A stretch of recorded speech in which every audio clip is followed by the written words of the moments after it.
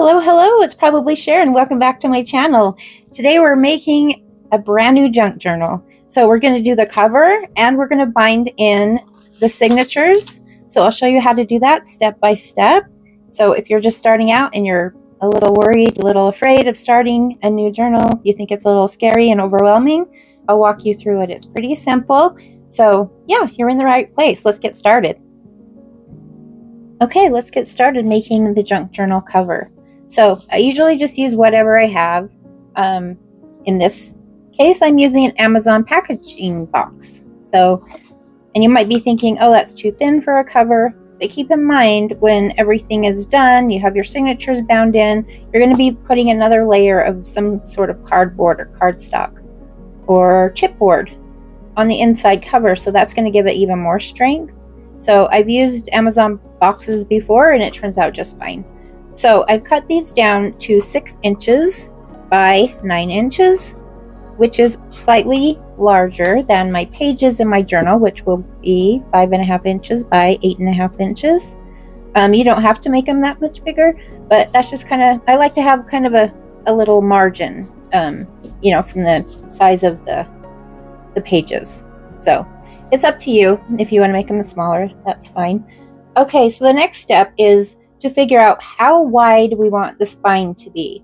So I have lots of templates already made, but I thought we'd make one together and so kind of go through the process.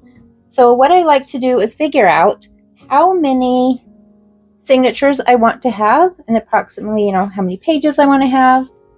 Typically, my go-to usually is 4 signatures and a 3-inch spine. So today, I'm going to do one for a 5 signature journal. And so I don't know how wide the spine will be because I know that I want 5 signatures and I want them to be about a 1/2 inch apart. So what I'm going to do is just mark. This is just a piece of, yeah, just a case of baked beans. And I'm just going to save this for a template so I don't have to do this every time. I will already have it ready to go. So I said we're going to have 5 signatures and I want them to be a 1/2 inch apart. So I'm just going to go along and mark 5 marks at every 1/2 inch. So 1, 2, 3, 4, 5. And then I need to do a 6th one because that will represent the edge of my spine. So as you can see, that comes out to 3 inches anyway. So let's cut that off. So yeah, usually I do 4 signatures and a 3-inch spine, and that makes my signatures about 3/4 of an inch apart. So I just thought it would be different. We'll just do 5 signatures and then they're a little bit closer together, but my signatures aren't going to have as many pages in them. Let's make sure that's 8.5. Yep. Yeah, my signatures won't have as many pages in them. So the journal will have the same amount of pages as my 4 signature journals. It just, you know, switch it up a bit. Okay, so now we can still see our marks that I just made every 1/2 inch. So I'm going to go to the other end and do the same thing. Make the marks every 1/2 inch.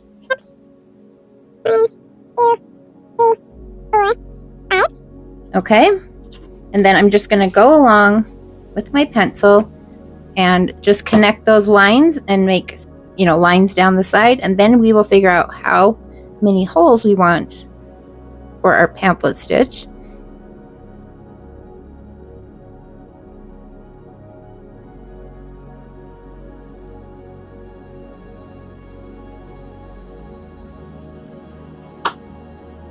Okay, so each one of those lines represent where one of the signatures will go. All right, so as far as how many holes, I think I'm going to do a 4-hole pamphlet stitch. So, and the reason I like to do more than 3, I mean, I like the 3-hole pamphlet stitch, it's great. But if you want to put shorter pages and stuff in there, it's kind of nice to have an extra hole or two. to hold those little pages in. Otherwise, sometimes only one of the strings catches it, and yeah, you get what I mean, right? Okay, so I'm going to measure up. I'm not going to put them evenly spaced. I'm going to put like 2 at the bottom and 2 at the top kind of thing. So I'm going to measure up 1 inch from the bottom. Yeah, I'm going to do 1 inch from the bottom.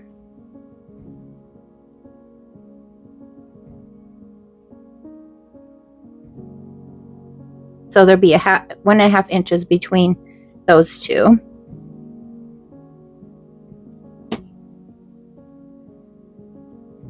And you can do this however you want. If you want them evenly spaced, I mean, you can get creative. Do it the way you want to. You're the boss.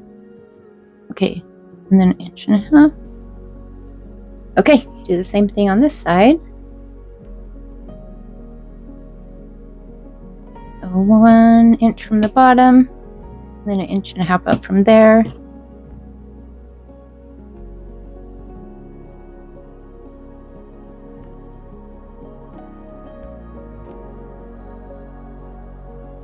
Okay, I can just connect those.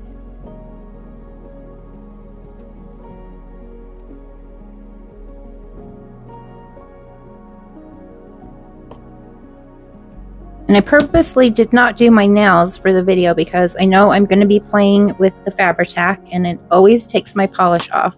So these nails I did 9 days ago. They're starting to grow out. But seriously, I don't have fake nails. This is just on my nails and they've lasted for 9 days. They look pretty good for 9 days, right? I wasn't too sad.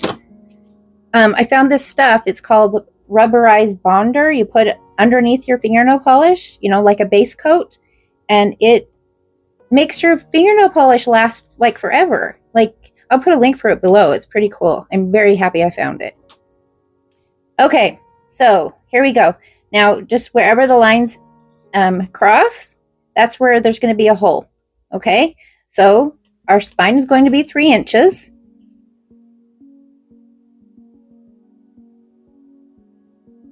Okay, we'll need that template back in a little bit, but I just wanted to show you how you can decide how big of a spine you want. So I'm going to get my pieces. So here's this spine I've cut out, and this is not out of the Amazon box. It's out of something else, Ritz cracker box. But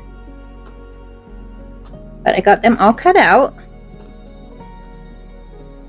So what I will do, now keep in mind, if you are using some cardboard that has like bright color like this, you want to put that on the inside of the cover, so it'll be on the inside of the book. And the reason is when you put your book plate over it later, it will definitely cover it up. However, if you are using fabric and you put this on the outside, sometimes the fabric is thin or it's a light color or something, and you might see this through it. So if you can, you know, swing it, try to put the plain sides on the outside of the cover, if that makes sense. Okay, so what I do next is I measure. I take my, and you probably can't see the numbers down here, so I have to tell you. So I line it up. I put a little bit of a space between the cover and the spine, and I'll put the same amount of distance between the spine and this side of the cover. And then I look on here and say, okay, so from the edge of this to the edge of this is 15.5 inches. I'm sorry you can't see that, but trust me, 15.5 inches. Okay, so I need to cut a piece of fabric that is at least 17.5 inches. So I'm adding 2 more inches, possibly even 1.5 inches, or you know, another 1/2 inch, maybe 2.5 inches more. So I could possibly even cut it to 18 inches. So what I'm getting at is you want to have enough fabric to fold over, because we're going to be folding it over and gluing it down. So I'd want this way, I want at least 11 inches. And this way, I want at least 17.5 inches. Okay? You just want to make sure, because you would rather have too much fabric coming over to fold over than not enough. I've done that too many times. So especially if you're tearing the fabric, sometimes it doesn't tear as straight as you think it will, and then you go to put it on and you're like, oh my gosh, it's ski-wampus and I'm, you know, only have 1/4 of an inch to fold over. So yeah, just a little extra spine. If ends up being too much, you can always trim it off a little bit later. So I'm going to use this fabric. It's kind of like it's heavier, a little bit heavier. It's like for drapes or something. And I got this at Walmart. So I've cut this out already. And as you can see, I have a little bit of a crease here. So I'm going to hurry and iron that.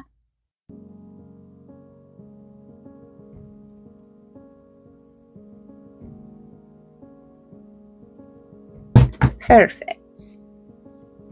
All right, so yeah, I'm going to weight this down. And then, yeah, this is the outside again, but I'm just going to put a little bit of masking tape just to kind of hold it.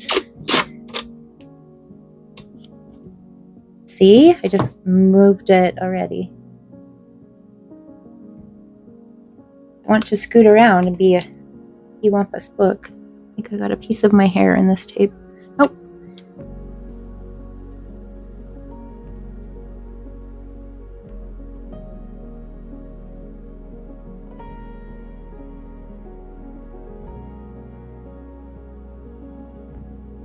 Okay. So again, this is the outside, okay? Now we're going to flip it around. And of course, this is the inside.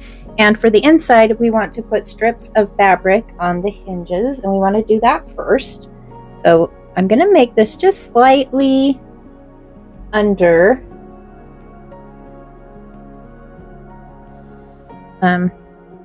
Yeah, just slightly under. I don't want it to be the same size. Just a little bit smaller.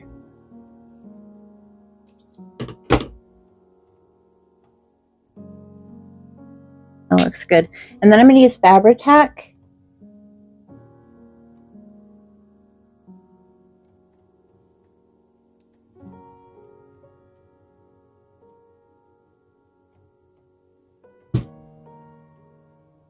Thought it would be kind of fun just to leave that edge on there. I thought that looked kind of cool, like junk journal-ish.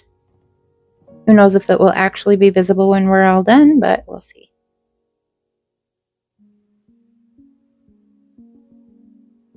Yep, so just get that nice and squished down. Make sure that glue is really, going through those fibers. Make sure it's really stuck. So now I'm going to get a piece of parchment paper. That's not dry yet, so that's kind of why I wanted to put that there. Okay, so this will be, let's see, I want this to be the front, I think, because I want that to show. So, well, I guess it doesn't matter because the fabric isn't directional. So, okay, now we are going to put on the fabric cover. So, what I'm actually going to do is move this aside, and I think the easiest way to do this is to put your fabric face down, like so, and then I'm just going to go ahead and put some glue on this. Now, I thought it might be, I'm kind of doing this journal as like an ideas book, so when I do tutorials and stuff, I have a journal to put them in, and plus when I'm working on journals later on, I can flip through it and get ideas. I just thought it might be nice to have an ideas book. So that's kind of my thought for what I'm going to do with this journal. So I thought I'm going to use carpet tape on one of the covers, and then we'll just use Fabri-Fix on the other one. Okay, let's do the Fabri-Fix. Yeah, I just thought, why not show you a couple different ways that you can put a cover on with, with the fabric. So Fabri-Tac, and I'm just going to put it around the edge. You see that? Yeah. I'm not worried about caking it on. I'm just putting a nice little bead around there. Now, if you're using thinner cotton, normal cotton fabric, there's a chance, what is actually a good idea is to cut a little piece off of it if you haven't used it before, and just test it out with whatever glue you have. Glue a little square of it to a piece of cardboard or something and see if it looks any different when it's dry, because sometimes the fabric will look wet or something like that. And it depends on the glue and stuff, but just test it out. Okay, so I did the spine a little bit better than I did the cover, as you can see. And then I got this, it's a little silicone thing, and I'm just going to kind of spread that.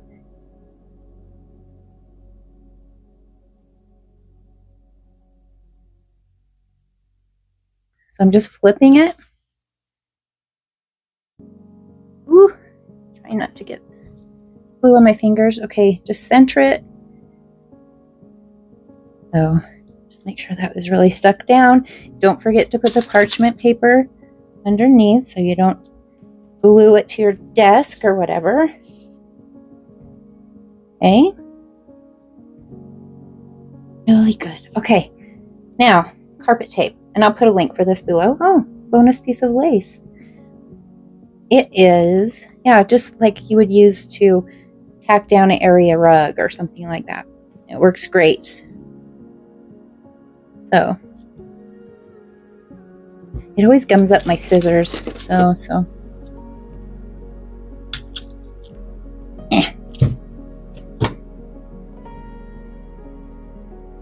Maybe I'll do.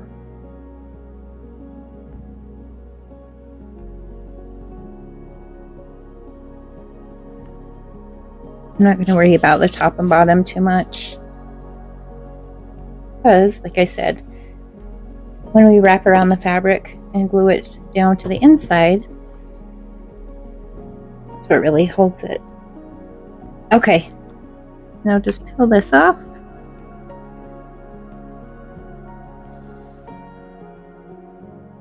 And then make sure that that fabric is nice and flat. And press it right down, just like that. So there's another option for you. All right, everything is looking great. So now the next step is to fold this over and glue it down. So as you can see, we have a nice border. We have plenty of room to fold it over. So that's really great. Cutting off the corners. So I've tried to cut off the corners, and many times it's worked perfectly, but there's been a couple times I've cut it too close and then it just ends up looking crazy. So be very careful not to cut off too much. Don't cut it too close to the cardboard corner. Make sure you leave a little bit there, and you don't even have to cut them off. I mean, you know, it's not necessary. All right. Actually, I'm going to leave two the way they are, just so you can see it's not something you have to do. All right, so let's start. It's a good idea to get some parchment paper strips and something to clamp like these. And again, I'm using the Fabri-Tac, and let's just start. I'm going to start down here at this corner. Putting a little bit there.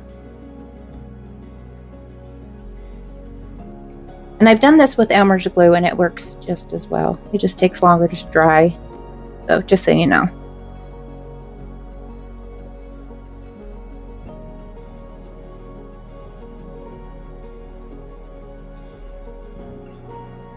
Kind of fold that under.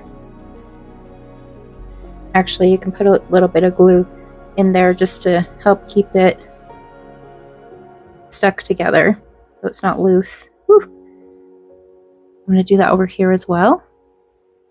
A little bit of glue inside there.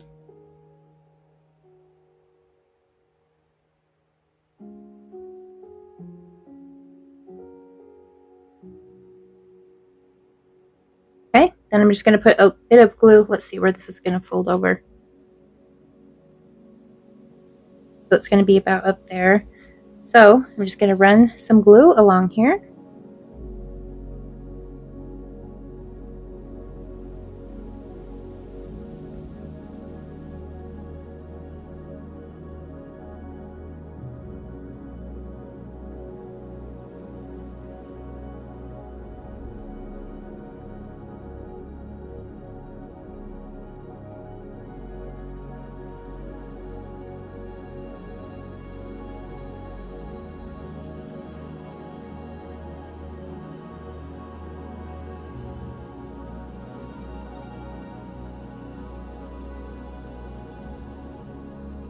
Now, if you feel like it's like sliding and you want to secure it and hold it in place, you feel like it's not going to be okay just leaving it like this to dry, then by all means use the parchment paper, and the little clamps, just to give you peace of mind if you're worried about it. But I don't know if it's because this is thicker or what, it seems to be working, so I don't think I'm going to need the clamps.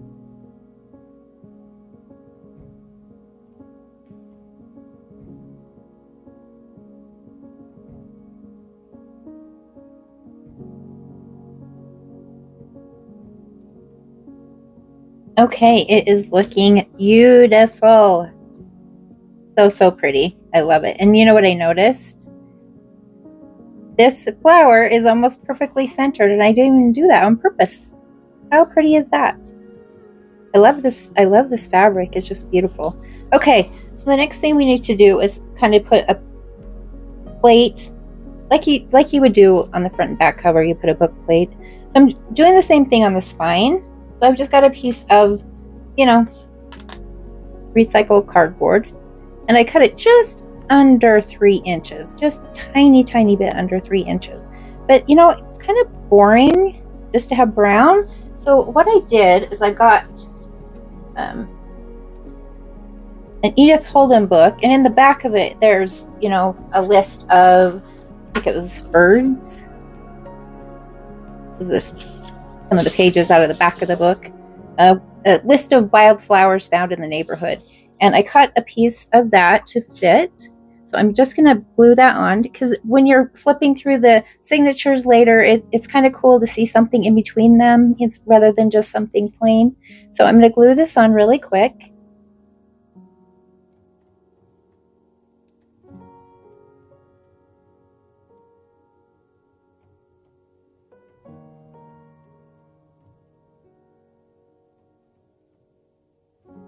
Okay, so you want to make sure you know where the edges of that spine is, so that you don't overlap.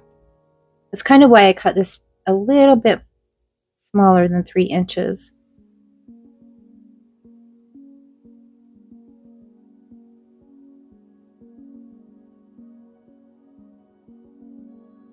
While that is drying, I'm going to get, we can decide what paper we want to put in our signatures and start building the signatures. Okay, I just got out my, handmade or hand-dyed papers, the stencils, and I'm going to be using a lot of them. So I'm doing 5 signatures, and I'm going to put 5 pages in each. I might throw in 6 here and there. But so one thing with the stenciled papers, if you want to make it look like, they're facing each other when you open the book, even if it's not in the center of a signature, that it looks like, the image is continuing on instead of just cutting it off at half a sheet. The best thing to do is just put them facing together like this. And here's another one. So we'll just face them together. So let's see what it would look like. Let's just imagine this is all folded up and in a journal, and we open up our signature, and you see how it just continues on. So it's all like together. And then here is the other one. So it would look like that. So that's a little tip for you if you do the stenciling on your pages when you're dyeing them. So yeah, again, I'm going to do, here's one I did with coffee and I think it was fabric dye in a sprayer. So I'm going to go ahead and put together 5 of the signatures. One thing I did want to show you is, if you have 2 pieces that are smaller and you want to put them in the journal, but obviously they're not a page that you can fold and put in there, there is a handy way to do this. All you need to do is get a piece of fabric, maybe a couple inches wide. And I'm going to actually and these over. Just want to leave a little bit of a margin because this is obviously where the center of the signature would be. And you just glue it on both sides. So then you can add it to your signature. You can just put it in the middle somewhere. Then when you're flipping through, you have some cool little pieces. And you can put a piece of fabric on each side if you want to, but usually one, just on the one side will be fine. I'll just let that dry. But yeah, if you have maybe some like 6x6 cardstock pads, beautiful images, but you can't figure out how to put them in your journal, this is a good way to do it. You'd probably have to cut it down, because 6 inches would be a little too wide, but, cut it down a little bit, put 2 of those pieces together with some fabric, and then you're able to bind it into your signature, and you can still use those beautiful images. And see, like I used an envelope and a bingo card. So, it'll work with like postcards. Really anything. But I like that look of the fabric when you're flipping through your signature or flipping through your journal and you see the little bit of fabric peeking out just randomly. I think that's really cool. Anyway, I'll get these all together, and I actually have to go make dinner, so I might finish this video tomorrow. Okay, I've got my signatures all folded up and put together for the most part. I did want to show you kind of how you can pop this in. So in the signature, I think I have 5 pages. I don't want it to be in the center, so I'm taking out the center one. And you can just put it in just like this. Just nest it right in there, and then when you bind your signature into the book, it'll look really cute. So when you're flipping through, it'll look like this. Just a little extra interest. I also went ahead and put one on this signature. And then I have one tucked into one of these other signatures. So how you decide how many pages you want in your signature is kind of up to you. It's, it has to do with, how much embellishing are you going to do? How are you going to do a lot of layers and add a lot of thickness to the pages? If you don't want to put as many pages, because then you end up with an alligator mouth, crocodile smile, whatever. If you're just using it to write in mostly and maybe putting a photograph in there here and there, then you can put more pages because it's not going to bulk it up as much. So you kind of have to play with it and kind of figure out how you like to do it. It might take you a couple tries, a couple journals to kind of figure it out, but that's how we learn. So most of these are coffee dyed, or, so it's like the copy paper, 20 pound. I have some cardstock. I have some, like, here's some packaging paper. Here's some parchment paper or baking paper. Here's a piece of cardstock. And at this point, if you want to do any stitching around the edges, you would want to do that, of course, before you bind the book. So I have a good mix of stuff, but I'll say most of it is just copy paper weight. Okay, so we need to get our template back for our spine because we have to make another template, which is the one that we're going to use to poke the holes in the paper. This is to poke the holes in the spine. We need one to poke the holes in the paper, and we need them to match up. I just got a piece of cardstock and fold it in half. You want something with, that's a little bit heavier, because if you're going to save these for future journals, you want to make sure it's going to hold up. So that's why I've used cardstock. So I'm just going to line that up with one of the lines. And then I'm just going to put a little mark where each of those lines are. And then I'm going to turn it the other way. And I can see those pencil marks okay, but I like to kind of go over it with a Sharpie just so I can see it a little bit better. So that's where my holes will be for my signatures.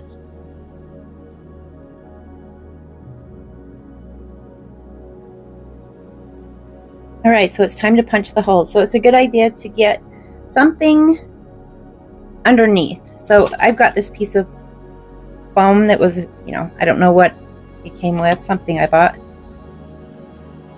So the reason I want something thick is because if you notice how the awl, it gets thicker as it goes up, I need to really push that in quite a ways or there won't be enough room for the needle to go through. So I need that hole to be somewhat big.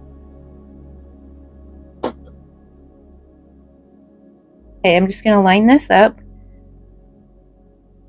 I'm going to make sure it's not all the way to the bottom because, of course, then our holes are going to look like they're skiwampus. So I'm lining that right up, centered as much as I can. And then I'm going to get a piece of masking tape.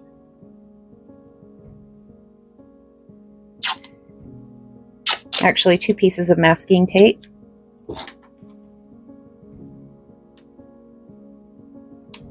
Just to hold it in place.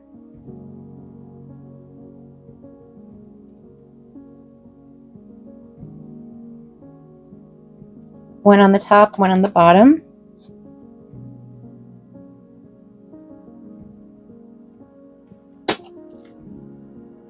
All right, now we're ready to make our holes.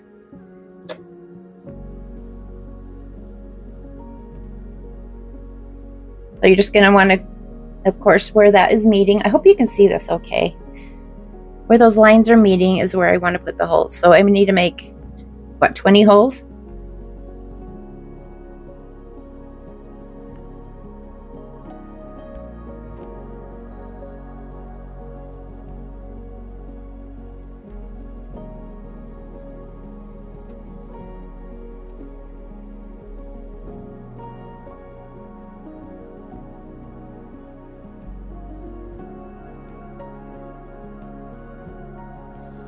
All right, there we go. So I'm going to put a link for a little set that comes with the awl, some needles, some binding thread, and a bone folder. I think there might be other stuff that came with it, but it's a nice little set to have. I'll put a link for that below. I just got it on Amazon. It wasn't too expensive, but it has all the stuff you need. All right, so we have our holes. Beautiful. Now we can take this off. We don't want to bind that to the book. All right. And then also it's a good idea, of course, to mark this, right on it, 3-inch spine, 5 signature, whatever. And then keep your pieces together. So you'd want to keep these together. So anyway, just a tip. Okay, so let's put that aside and we can start putting the holes in our signatures. So let me figure out which signature I want to do first. I think I'll do this one first. Okay, so I'm just going to open up my signature and put in my template. Make sure everything is lined up. Okay, so I can either just hold it while I poke the holes, or you can get, big paper clips or binders like this to kind of help hold things in place. The more pages you have, obviously, the harder it is to keep them straight. Where is my awl? Here it is. Okay, so same thing with the signatures. I'm just going to go through and poke the holes.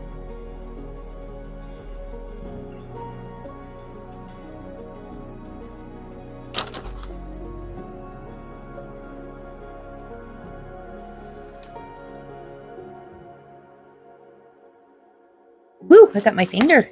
Be careful. No blood. That's good. Okay. Then take your little clip off. Make sure to remove your template. And actually, you can leave the clip on if you want to when you're binding it. So I'm going to leave this one on. I usually don't, but for the sake of the video, I will put one on this. We'll leave it on while we bind it. Okay. Then you can go through and poke your holes in all of your signatures at once, or you can just do them one at a time and then sew it in. Do the next one, sew it in. Okay, so I'm going to sew this in just so I don't feel like you know, you need to see me do every signature. Just kind of show you so you get the point. I'm taking some of the wax thread and I'm going to measure 3 lengths of the book.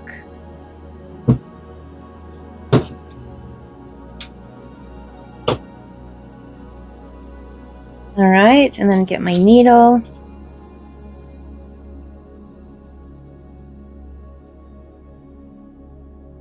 All right, so we simply open up your signature, and I'm going to start at the very top hole.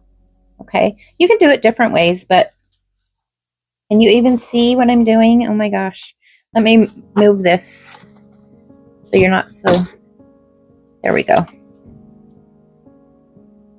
That would really be bad if I'm doing this and you can't even see me.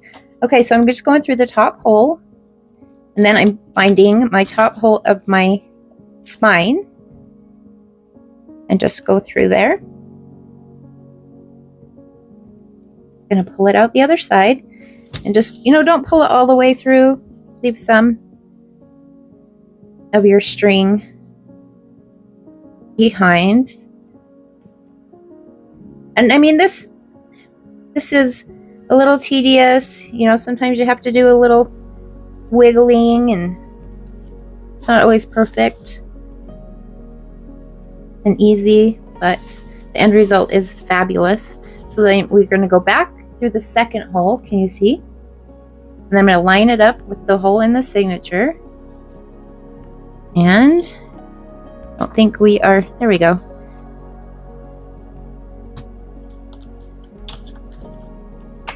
Okay, pull that.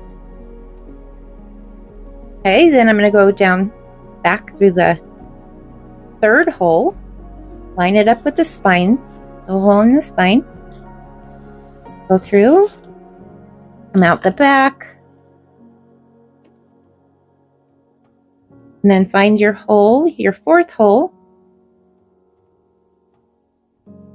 and go in, and then line it up with the fourth hole on the signature. Just like this. All right, now we're going to go back. So at this point, you could do it a couple of ways. You could just take these 2 pieces and tie them, and that would be fine. However, I am going to just go back through the holes so it's extra secure. The problem with this, or you know, one of the obstacles in doing this, is you have to be careful not to put the needle through the thread that's already there. You don't want the needle poking, you know, going right through that thread, because then it will make it so you can't tighten it. So be very careful. And if you do notice that you've gone through the thread, pull the thread out, rethread your needle, and try it again, because you do not want your needle going through that thread. So I've just went up, back through that hole, and I'm going to go through this one. And did I go through the thread? I think so. All right, so I'm going to back it out.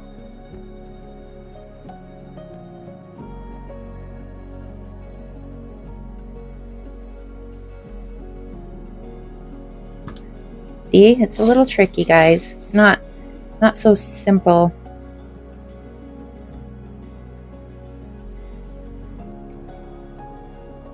There we go. Okay. Then I'm just going to take these 2 pieces and tie a knot.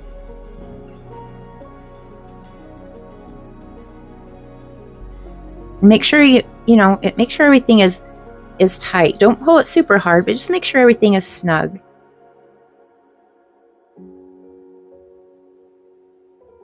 You have a nice little knot and everything is held. And I'm going to leave these long for now because sometimes I like to put something on the end of them. So I'm just going to leave them long. All right, take that off, and there's our first signature. It's coming together, guys. All right, so we're going to do the same thing with the second signature.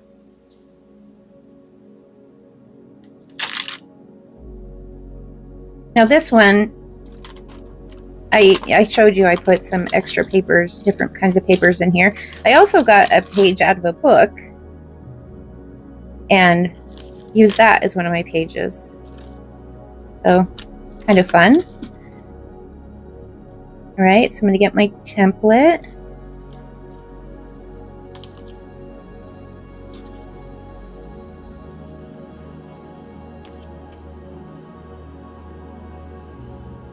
Clamp it, hold it in place.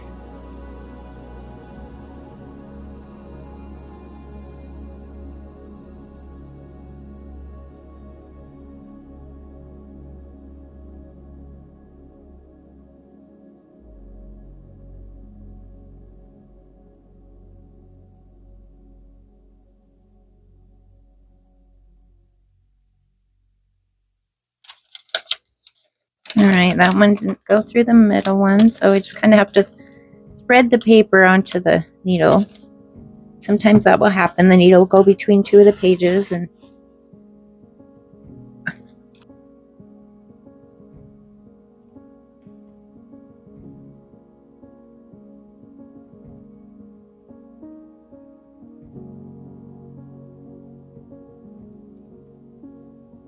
this one I think I am going to tie it in the middle, just, you know, so we can look at different ways to do this. So I'm going to back this out a little bit so I have a longer tail.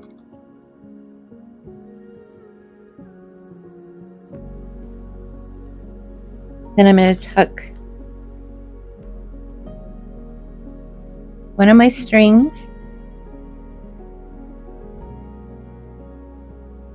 Actually, I think I'll do both. Do one from one side and one from the other side. Make sure it's tight. And tie a knot.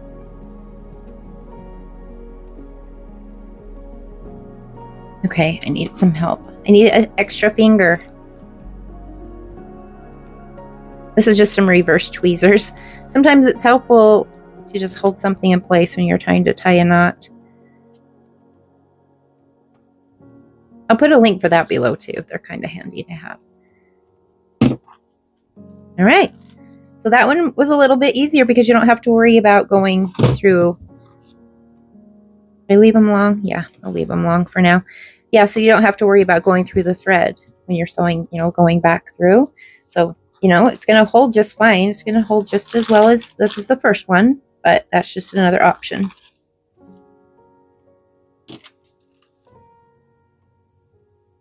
All right, I'm going to finish doing the other three. So I think you get the idea, and then I'll be back. I'm going to jump in here really quick. I just finished the third signature, but, you know, it's hard to find them in when your other pages are flopping around. So it's helpful to get like some kind of a clamp to kind of hold the ones down and out of your way that you've already put in there. So I just wanted to say that really quick. Okay, got them all bound in. Okay, let's flip through this a little bit just to kind of see. So here's our stenciled copy papers.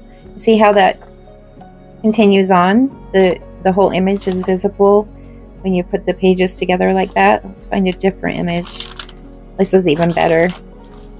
It's nice and crisp, beautiful. Then we have, oh, the fabric. So see how when you're flipping through, you see the fabric? It's kind of fun. And then the book page we put back here on the spine. I mean, doesn't that look better than just like a brown piece of paper or brown cardboard? Just anywhere you can add a little interest, a little more character, you know, go ahead and put it in there. Here's our envelope with our fabric, or sorry, that's our bingo card. So yeah, it looks really good. I'm really happy with it. I'm not going to do the inner and outer cover, or sorry, the inner covers right now because I don't know what I'm going to put on the cover yet. I don't know what I have planned for the inner covers, but at this point, if you want to do that, if you want to put a plate there, all you need to do is cut out a piece that is the same size as the pages, so 8.5 by 5.5. And then that way that leaves you a little bit of border. You can see the fabric around the edges, and just glue that down. You know, I'm not sure what I'm going to do. I might do a pocket. I might do a button and string closure. So for now, I'm not going to do anything. But that is how you start a journal. I'm excited to continue on with this journal and do tutorials and fill it up with all kinds of fun stuff in the coming months. So be watching for those videos. Thank you for staying until the end, and I hope this was helpful to you. It's not scary to start a journal. Just dive in and do it. I know it was nerve-wracking for me to start. I was collecting stuff, and for a while I was collecting stuff, and I was just too scared to start. But it's not hard. It's really not. And once you do it, you'll be like, oh, what was I so scared of? So good luck to you. If you want to share your projects that you've done, just go to the comments area or the community area of my YouTube page and share with me what you've created. Post some pictures of your stuff. If you don't know where that is, I'll try to pop a picture up of a screenshot so you can know what I'm talking about when I say the community page of my YouTube channel. Okay, have a great day, guys, and I'll see you when I create my next video. Bye-bye.